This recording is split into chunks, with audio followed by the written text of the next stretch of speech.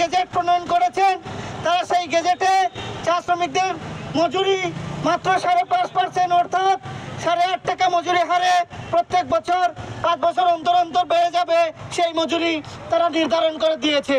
আমরা ধিক্কার জানাই সেই মজুরি নির্ধারণ বোর্ডকে, আমরা ধিক্কার জানাই সেই সরকারকে। আপনার বেতন যখন 50,000 60,000 টাকা হবে তখন আপনার যদি 5% বাড়ে সেটা অনেক টাকা, কিন্তু আপনার মজুরি যখন মাত্র 170 টাকা, সেখানে যদি 5% বাড়ে সেই মজুরি দাঁড়ায় 8 টাকা 50 পয়সা, অর্থাৎ এক কাপ চায়ের দামও সেই মজুরি না।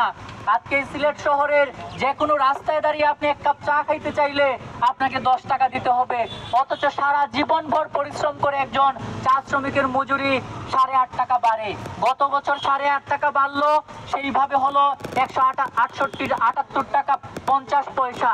এই মাসে এসে আবার গত জুলাই মাসের 30 তারিখে আমরা দেখলাম আরো 5% বাড়ানোর সিদ্ধান্ত নেওয়া হলো, ফলে এইবার মজুরি বাড়লো 5%, অর্থাৎ 8 টাকা 92 পয়সা।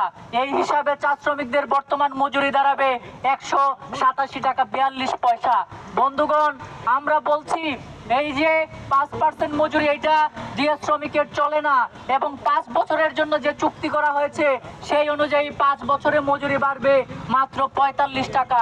বন্ধুগণ, গত বছরে যে জিনিসের দাম 20 টাকা ছিল, আজকে দেখেন সে জিনিসের দাম 40 টাকায় গিয়ে ঠেকেছে, আর 5 বছরের জন্য মজুরি বাড়বে মাত্র 45 টাকা। এবং সবচেয়ে হাস্যকর এবং সবচেয়ে ক্ষতিকর যে জিনিস আপনারা জানেন, এই মজুরি সংক্রান্ত ব্যাপারে বলা হয়েছে চা শ্রমিকদের নির্বাচিত প্রতিনিধিরা এই মজুরির ব্যাপারে কোনো কথা 5 বছরের জন্য বলতে পারবেন না। এবং এই যে সর্বশেষ 5% বাড়ানো হলো, সেখানেও কিন্তু চা শ্রমিক নেতৃবৃন্দ সেই সাইন করলেও 5% বাড়বে, না করলেও বাড়বে, অর্থাৎ চা শ্রমিক নেতৃবৃন্দ এবং চা শ্রমিক ইউনিয়নের যে কার্যকারিতা ছিল, গত সরকার সে এই কার্যকারিতাকে নষ্ট করে দিয়ে চা শ্রমিক ইউনিয়নকে অকার্যকর করে দেওয়ার জায়গায় নিয়ে গেছে। বন্ধুগণ, ফলে আমরা বলতে চাই গত সরকারের পতন হয়েছে। আপনারা জানেন গত সরকারের পতন হয়েছিল এই কারণে যে মানুষের গণতান্ত্রিক অধিকার, মানুষের ভাত রুটি কাপড়ের অধিকারকে সে হরণ করেছিল, চা শ্রমিকদেরও তারা মজুরির অধিকারকে হরণ করেছিল।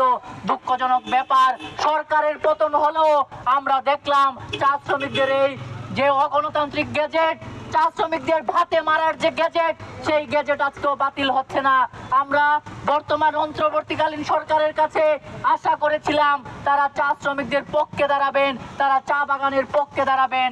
আমরা দেখলাম তারাও একই সরকারের মতো, গত সরকারের মতো আচরণ করছেন।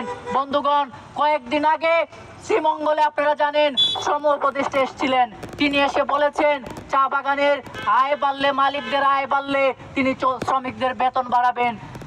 পৃথিবীর কোন সভ্য দেশে এইরকম কথা কোন শ্রম উপদেষ্টা বলতে পারে না, কারণ মালিকের লাভ লসের উপর শ্রমিকের মজুরি নির্ভর করে না। আমরা আরো হাস্যকর কথা শুনলাম, ওই শ্রম উপদেষ্টা বললেন শ্রমিকদের চা বাগানে তারা 20 টাকার টিকিট, সেই টিকিট চালু করবেন, যারা ঘুরতে যান চা শ্রমিকরা যাতে 20 টাকার টিকিট দিয়ে সেখান থেকে আয় করে। বন্ধুগণ, আমরা জানি এর মধ্য দিয়ে যেটা হবে, বাস্তবে বিভিন্ন ধরনের যে প্রভাবশালী লোক তারা এক ধরনের সিন্ডিকেট গড়ে তুলবে বাগানে, এবং বাগানে বাইরের থেকে মানুষ গিয়ে 20 টাকার লোভে সেখানে যাবে, মানুষ ঘুরবে, এবং একটা সিন্ডিকেট চক্র এই 20 টাকা নিয়ে ব্যবসা করবে। এর সাথে সাধারণ মানুষের কোনো সম্পর্ক থাকবে না। ফলে আজকে দাঁড়িয়ে আমরা এখানে বলছি যে এই যে গেজেট, এই গেজেট অগণতান্ত্রিক, এই গেজেট বাতিল করতে হবে।